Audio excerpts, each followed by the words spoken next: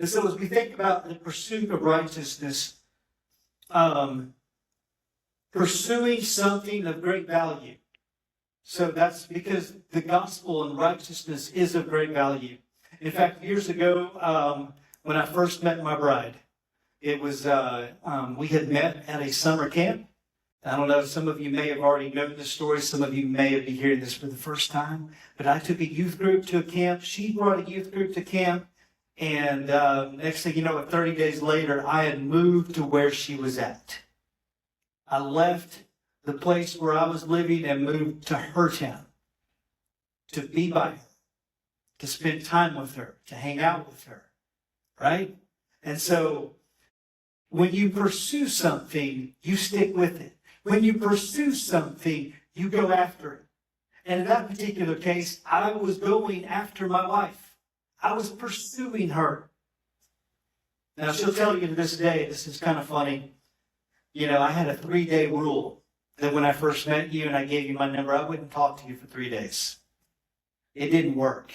She busted all of that.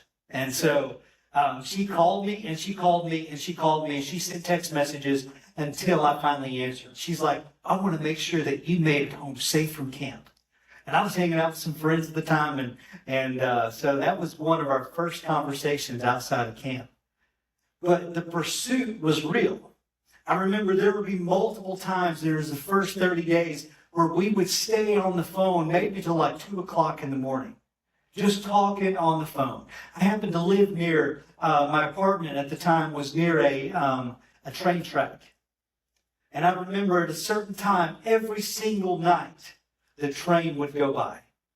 And you couldn't hear a thing other than the train track.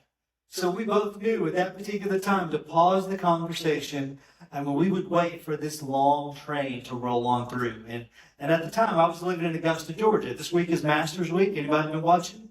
So, yeah, pretty cool shots, you know, seeing it. And so, cool stuff. But I used to live there, and I remember those conversations. I remember those nights. In fact, she'll even tell you that she remembers me snoring and falling asleep on the phone.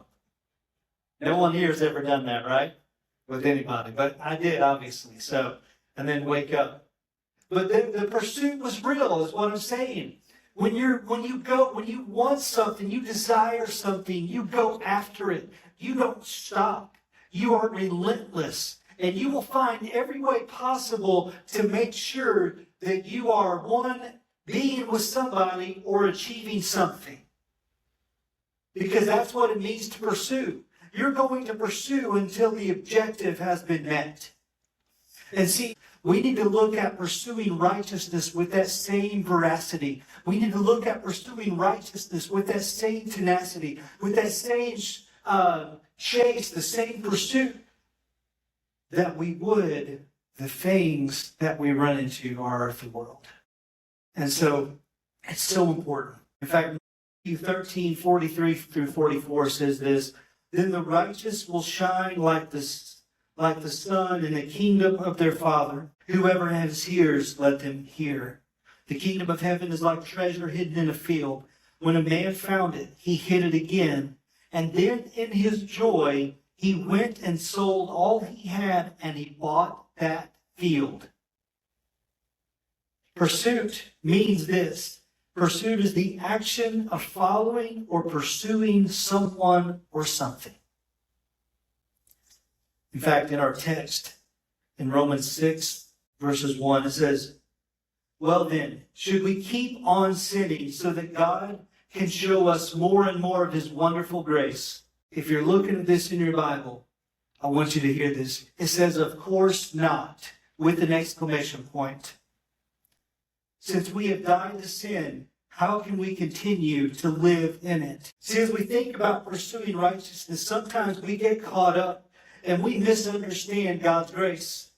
We look at God's grace and we abuse it. We say, oh, well, if I'm going to do something because I'm human, you're already telling the story of what's coming, then God's going to forgive me for whatever X is, and I'm going to be okay. You see, that's abuse of God's grace. that is not actually living in the biblical notion of what God's grace is meant to be.